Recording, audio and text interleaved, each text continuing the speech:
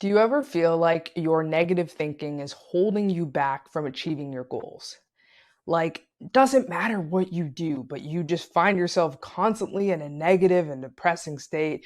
You're so hard on yourself and you can't seem to meet the goals you're setting or the performance that you need to be at, but you know it's just rooted in your mindset. Don't worry, we've all been there, athlete or not.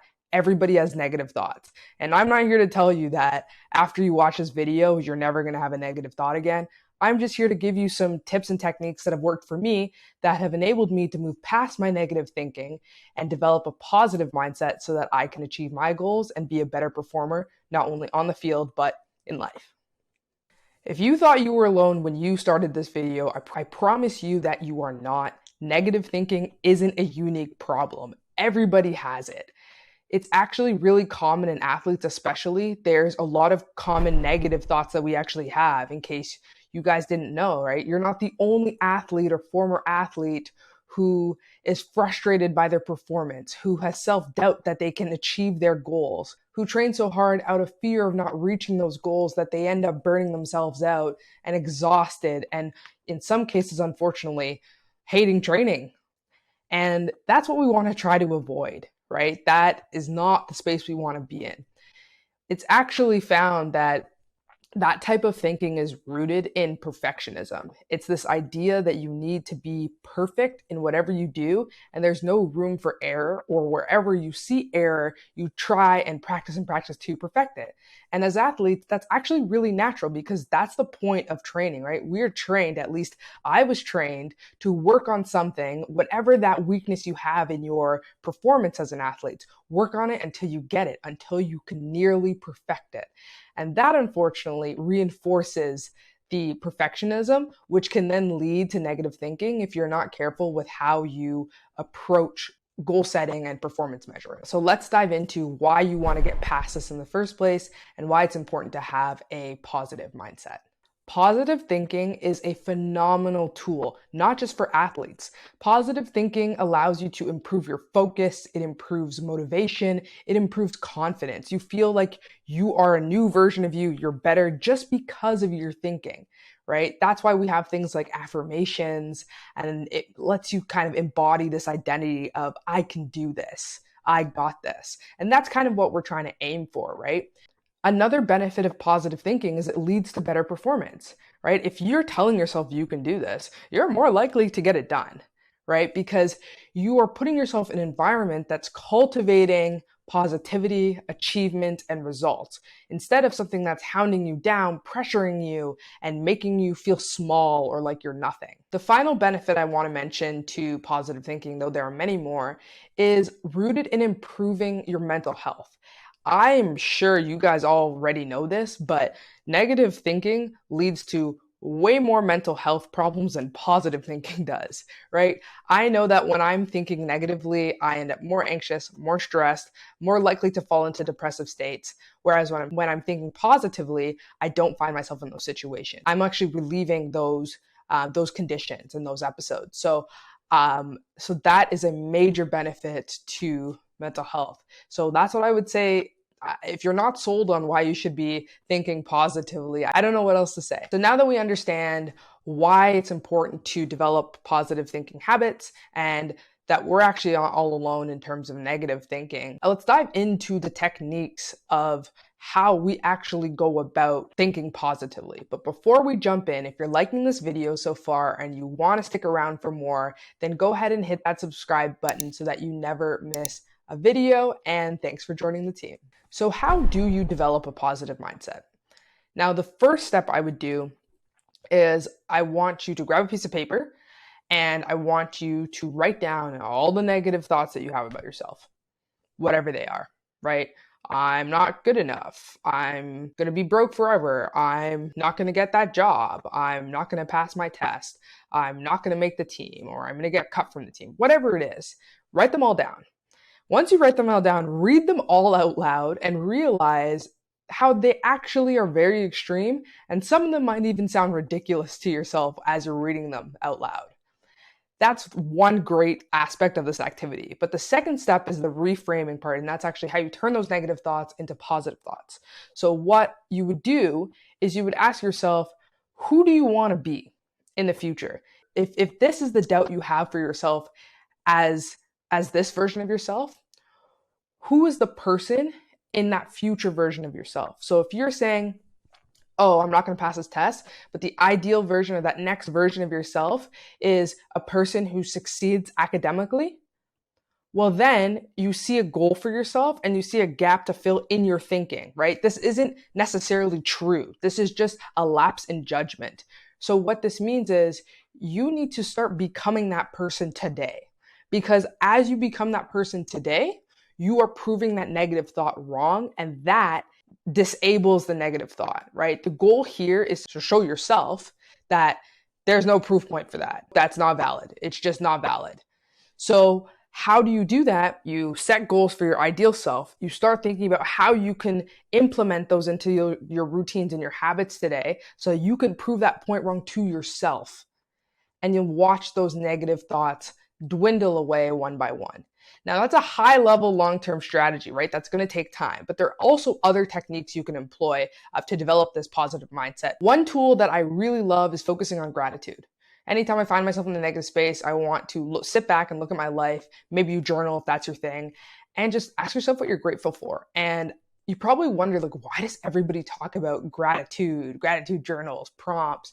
Honestly, because they work, right? They put you in a headspace where you realize, wow, I'm actually really fortunate for my situation of where I'm at, no matter how small the thing is. Like sometimes I write down, like, I'm grateful for my dog, like that I have a presence of like this wonderful being who's just always happy and by my side, right? It doesn't have to be like, I'm grateful I'm employed at, my dream firm, right? It doesn't have to be that, because it's, might not necessarily be the case for you, but it can, no matter how small, you can be grateful for something, right? Simple things.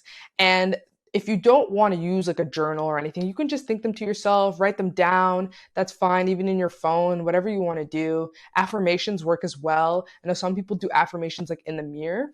I have a flashcard where I have basically this identity statement on there about myself, and I have it on my bathroom mirror. And it's not honestly for negative thinking. It's just a reminder of who I'm trying to become. And I find that has worked for me as well, just to reinforce that mindset, especially when you get into like imposter syndrome and not really feeling like you belong where you belong. But I promise you that you do, because you wouldn't be there in the first place.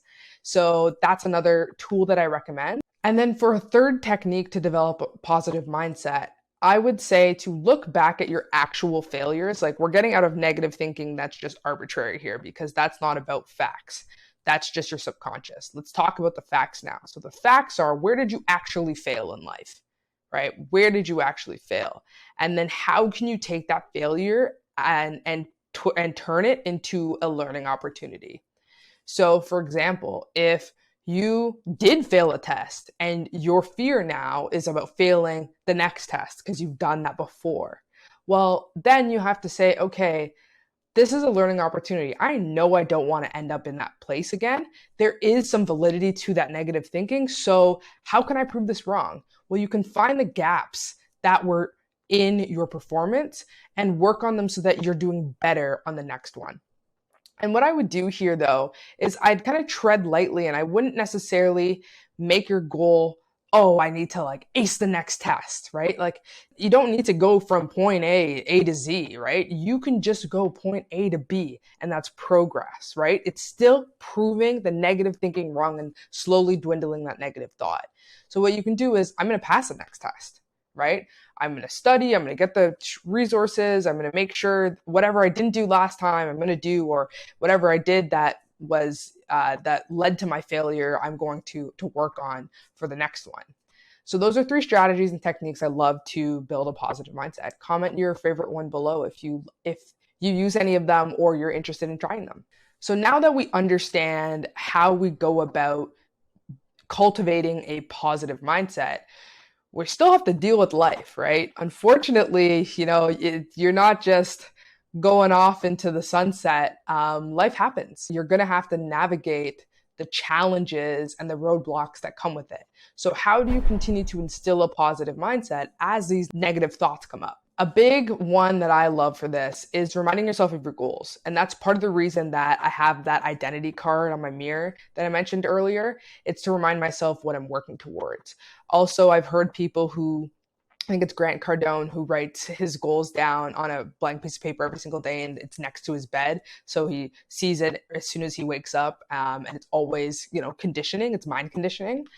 So that really, really works. And with that, I would also say, not just reminding yourself of your goals, but actually celebrating the progress, the small wins, right? If you have those long-term goals and you set those milestones along the way, celebrate when you reach those milestones. Even though you're not at that end goal yet, getting yourself that validation of going through the process not only makes the process more enjoyable, but it's also going to boost your performance and reinforce the positive mindset. And another thing I want to mention is I keep talking about going after your goals and, making sure you're focusing on the process, building the routines. And those are all great, but you also have to recognize you can't be on all the time. We are not perfect. I need to recharge all the time. I was planning to film this video in the morning on a weekend, and guess what? Other things came up, and then I got exhausted. So you know what I did? I took a nap, and now I'm recording it when I'm feeling so much better.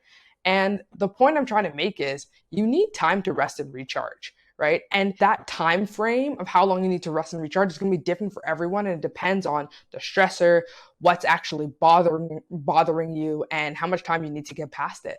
So if you are burnt out from sport, for example, and you know what, you need some time away, like maybe you need to go away for a weekend, maybe you need to go away for a week, and just have rest and not think about training all the time, not put your body through so much, and just get back to feeling like you before you go back to your everyday life. So take some time to think about if that's something that is needed in your life. You might be better off with it. To recap this video, I want to just leave you guys with a few points. I want you to understand, first of all, that you're not alone in negative thinking, and this video isn't meant to get rid of negative thinking forever. There's always going to be negative thoughts that come up. You just need to know how to handle that by instilling a positive mindset. The second thing I want you to understand is that striving for a positive mindset is beneficial to your entire life, whether that's boosting your performance on or off the field or improving your mental health. There's tons of benefits to cultivating that positive mindset.